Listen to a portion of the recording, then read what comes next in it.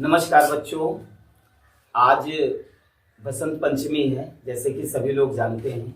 और बसंत पंचमी के शुभ अवसर पर आप सभी लोगों को बसंत पंचमी की ढेर सारी शुभकामनाएं प्राप्त हो। और बसंत पंचमी के अवसर पे मैं आप सभी लोगों को पढ़ाने से पहले भजन की 2 कड़ी से स्टार्ट करता हूँ।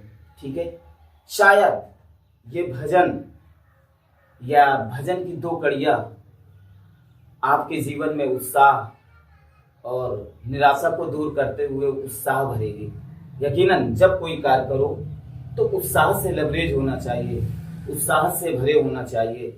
इसी प्रकार यदि इन कड़ियों को जब भी कोई कार्य शुरू करो या जब भी एक व्यक्ति या स्टूडेंट निराश होता है, दुनिया में कोई ऐसा नहीं जो काम करते हुए निराश ना हो। जब कभी आपको जीवन में, आज से लेकर कभी जीवन में निराशा लगे, हतोत्साहित हो, तो इस भजन की 2 कड़ियों को जरूर पढ़ना।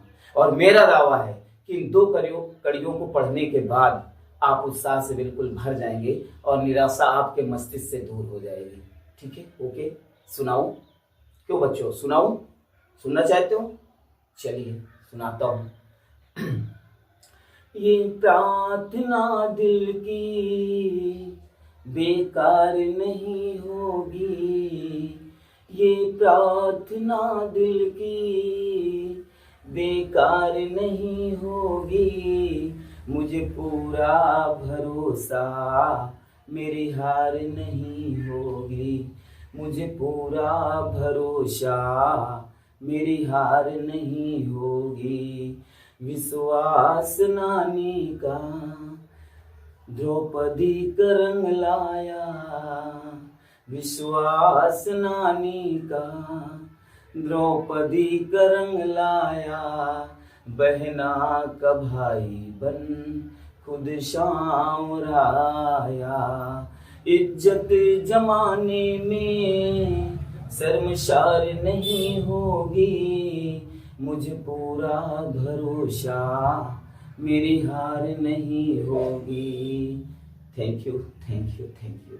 चलिए, मैंने कल क्या पढ़ाया था? Come to the point, point पे आते हैं। ठीक है, जब भी आपको निराशा लगे तो इन कड़ियों को जरूर पढ़ना। मेरा पूरा विश्वास है कि आपकी निराशा दूर हो जाएगी और आप पूरे मन से काम करने लगेंगे। ठीक है, चलिए, जो मैंने कल पढ़ाया था, आशा करते हैं कि सभी बच्चे उसको बेहतर तरीके से पढ़े होंगे और राइट भी किए होंगे। ठीक है, और लर्न भी कर लिए होंगे। आज उसी के आगे देखते हैं, या एक बार फिर से रिवाइज करता हूँ। कल मैंने आपको अल्फाबेट बताया था, हिंदी में कहते हैं वर्णमाला, और वर्णमाला 26 होते हैं। A to Z कितने होते हैं? 26 होते हैं। फिर इसके बाद मैंने बताया वॉवेल, वॉवेल कितने होते हैं? 5 होते हैं। You know, AEIOU। फिर इसके बाद मैंने क्या बताया? कॉन्सोनेंट, कॉन्सोनेंट को हिंदी में क्या कहते हैं? व्यंजन कहते हैं। क्या कहते हैं? व्यंजन कहते हैं। व्यंजन कितने होते हैं? मैंने बताया था 21 होते हैं, आई मीन 21 होते हैं। कैसे? यानी अल्फाबेट 26 से 5 वॉवेल निकाल दो तो कितने बचेंगे? 21 बचेंगे।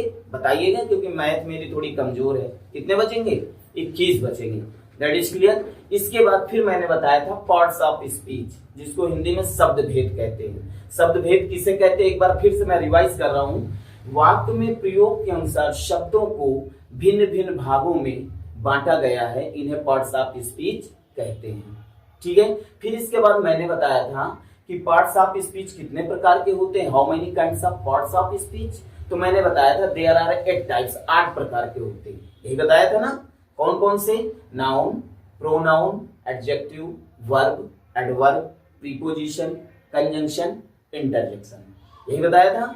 रिवाइज हो गया। चलिए आगे बढ़ते हैं। अब पार्ट्स ऑफ स्पीच का मैंने बताया था कि क्रम से आपको पढ़ना है। तो पार्ट्स ऑफ स्पीच का पहला भाग कौन सा है? नाउन है। क्या है?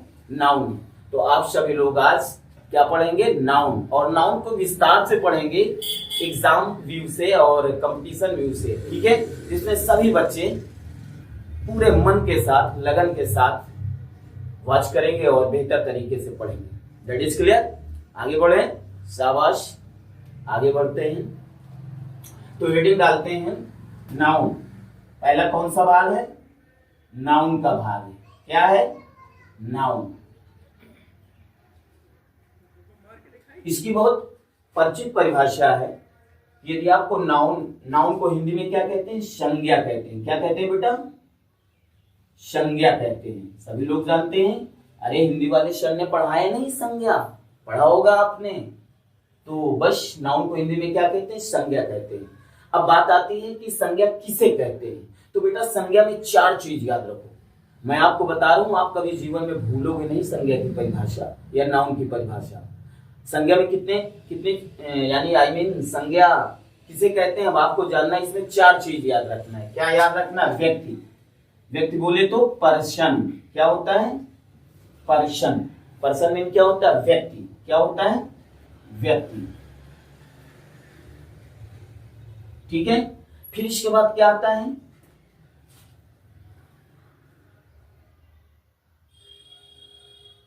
थिंग। क्या आता है बेटा, थिंग। थिंग मीन क्या होता है, वस्तु। क्या होती है, वस्तु। ठीक है। फिर इसके बाद क्या आता है, प्लेस। प्लेस मीन्स क्या होता है, स्थान होता है। क्या होता है बेटा, स्थान होता है। क्या होता है, स्थान। फिर इसके बाद क्या आ जाता है, एनिमल। क्या आ जाता है, एनिमल। एनिमल मीन्स क्या होता है, जानवर। क्या होता है बेटा, जानवर होता है। क्या होता है, जानवर होता है। क्या होता है, जानवर। मैंने बताया नाउन में आपको 4 चीज याद रखना है। पर्सन बोले तो व्यक्ति, थिंग, थिंग मीन्स होता है वस्तु, प्लेस, प्लेस मीन क्या होता है, स्थान, और एनिमल, एनिमल मीन क्या होता है, जानवर होता है। क्या होता है, जानवर होता है। देखिए इसकी डिफाइन कैसे प्रिपेयर होती है। तो नाउन किसे कहते हैं, किसी व्यक्ति, वस्तु, स्थान या जानवर के नाम को संज्ञा कहते हैं। क्या, फिर से मैंने क्या बताया, किसी व्यक्ति, वस्तु, स्थान या जानवर के नाम को क्या कहते हैं, संज्ञा कहते हैं। क्या कहते हैं, संज्ञा कहते हैं। तो अंग्रेजी में इसकी डिफाइन क्या तैयार हुई, क्या प्रिपेयर हुई। जैसे व्यक्ति में जान लो, व्यक्ति जैसे अरे भैया मोहन, सोहन, रोहन, ये सब क्या है, व्यक्ति है कि नहीं। इस संसार में जितने लोग हैं व्यक्ति हैं, तो वो कौन है, पर्सन है। पर्सन है तो वो क्या है, संज्ञा है। और कोई वस्तु, इस संसार में जितनी वस्तुएं हैं, सपोज दैट बुक आपकी क्या है, वस्तु। बैग आपका क्या है, वस्तु है वस्तु। अब इसके बाद स्थान, जैसे कानपुर, ये क्या है, स्थान है या नहीं है, क्या है, स्थान है। अच्छा नागपुर ले लो, ठीक है, कानपुर, नागपुर, नागपुर, ये सब क्या है। तो इस संसार में जितने स्थान है वो सब नाउन होते हैं। और इस संसार में जितने जानवर हैं, है ना, क्या है, जानवर। जैसे कैमल ले लो, कैमल में क्या होता है, ऊंट। और जैसे लायन ले लो, क्या है, लायन, शेर, जानवर ही तो है। तो जानवर है तो वो नाउन है। फिर से एक बार रिपीट कर रहा हूं कि नाउन किसे कहते हैं, किसी व्यक्ति, वस्तु, स्थान या जानवर के नाम को क्या कहते हैं, संज्ञा कहते हैं। तो अंग्रेजी में इसकी परिभाषा क्या परिभाषित हो रही है, नाउन की परिभाषा देखिए। ये बात समझ में आ गई, किसी व्यक्ति, वस्तु, अरे संसार में जितने व्यक्ति हैं सब नाउन है। मोहन, सोहन, गीता, सीता, रीता, उषा, दीपा, सब क्या है, नाउन है। और इसके बाद थिंग, वस्तु, इस संसार में जितनी वस्तुएं हैं सब नाउन है। इस संसार में जितने स्थान है सब नाउन है। और इस संसार में जितने भी जानवर हैं वो सब क्या है, नाउन है। ठीक है। तो नाउन की मैं परिभाषा लिखे दे रहा हूं, सभी लोग राइट करेंगे और बेहतर तरीके से समझेंगे। ठीक है, देखिए नाउन इज द, सभी लोग नोट भी करेंगे, is the name of any person, क्या है, एनी पर्सन, प्लेस, एनिमल,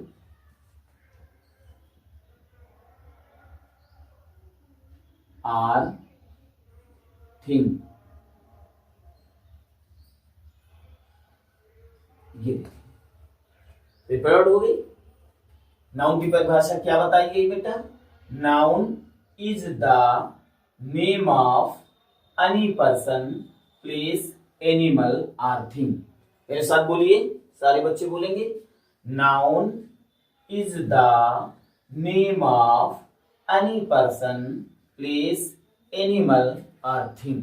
ठीक है, हिंदी में क्या है देखिए, एनी माने होता है किसी, पर्सन माने व्यक्ति, मैंने बताया है किसी व्यक्ति, वस्तु, स्थान या जानवर के नाम को संज्ञा कहते हैं। That is clear. You have any problem? Perhaps ये डिफाइन आपको लर्न हो गई होगी, याद हो गई होगी। याद करने से ज्यादा आपको समझना है। ठीक है, आगे देखिए, एग्जांपल देखिए। जैसे मोहन व्यक्ति है या नहीं, एक एक एग्जांपल दिए दे रहे हैं। मोहन, ये क्या है आपका? व्यक्ति है तो क्या है? नाउन है ना। वस्तु जैसे कह दिया जाए बैग, बैग क्या है आपका? वस्तु है तो नाउन है, कोई भी वस्तु होगी वो नाउन होगी। आप देखिए जैसे जानवर, camel, CAMEL, camel, camel mean क्या होता है? ऊंट। स्थान जैसे कानपुर, क्या बेटा? कानपुर, ETC इत्यादि। ठीक है, ये नाउन के आपके डिफाइन प्रिपेयर हो गए। क्या बताएगा? Noun is the name of any person, place, animal और थिंग। That is clear. जैसे Mohan, bag, camel, Kanpur, ETC। अरे परिभाषा तो इसी से आ रही, देखिए ना। एक व्यक्ति है ये, तो जो व्यक्ति होते हैं वो सब नाउन होते हैं, जो वस्तुएं होती हैं वो सब नाउन होते हैं, जो जानवर होते हैं वो सब नाउन होते हैं, जो स्थान होते हैं वो सब क्या होते हैं? नाउन होते हैं। That is clear. आ गया? कोई प्रॉब्लम तो नहीं? शाबाश, आगे बढ़े। अब आपको क्या देखना है? अब आपको नाउन के प्रकार देखना है। क्या देखना है? नाउन के प्रकार, यानी संज्ञा के भेद या संज्ञा के प्रकार। ठीक है, तो हेडिंग क्या डालेंगे हम? Kinds of noun. क्या डालेंगे बेटा? Kinds of noun. ध्यान से पढ़िएगा सभी लोग, प्लीज अटेंशन एवरीवन। ठीक है, काइंड्स ऑफ नाउन। अब आपसे पूछा जाए नाउन कितने प्रकार के होते हैं, how many kinds of noun, तो आप बताएंगे देयर आर 5 टाइप्स। कितने प्रकार के होते हैं नाउन? 5 प्रकार के होते हैं बेटा। कितने प्रकार के? 5 प्रकार के होते हैं। ठीक है, कौन कौन से? आप बोलेंगे कौन कौन से, तो देखिए मैं राइट कर रहा हूं। पहला है नाउन, दूसरा,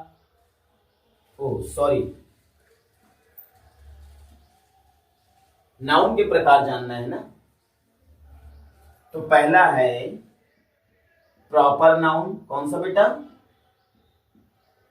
प्रॉपर नाउन। ठीक है, और बेटा दूसरा है कॉमन नाउन। कौन सा? Common noun. कौन सा महेश? Common noun. कौन सा? कॉमन। ध्यान दीजिएगा। Number 3 collective noun. कौन सा? Collective, COLLECTIVE, collective noun. Number 4 material noun. कौन सा बेटा? Material noun. कौन सा बेटा? Material noun. Number 5 abstract noun. कौन सा? ABS, abstract, TRACT, abstract noun. ठीक है, मेरे साथ रिवाइज करिए। Kinds of noun. नाउन कितने प्रकार के होते हैं? 5 प्रकार के होते हैं। पहला कौन सा है? Proper noun. कौन सा? Proper noun. दूसरा कौन सा है? Common noun. तीसरा कौन सा है? Collective noun. चौथा कौन सा है? Material noun. पांचवा कौन सा है? Abstract noun. कौन सा? Abstract noun. अब देखिए प्रॉपर नाउन को हिंदी में क्या कहते हैं बेटा? व्यक्तिवाचक संज्ञा कहते हैं। क्या कहते हैं? व्यक्तिवाचक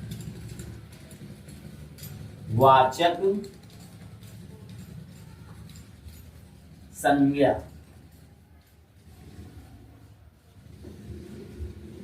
क्या कहते हैं, व्यक्तिवाचक संज्ञा।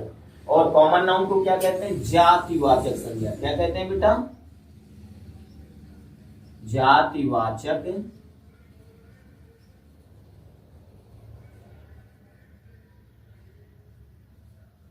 संज्ञा। ठीक है। और बेटा तीसरा नंबर कौन सा, कलेक्टिव नाउन, समूहवाचक संज्ञा। जैसा नाम है वैसा काम भी है, समूह वाचक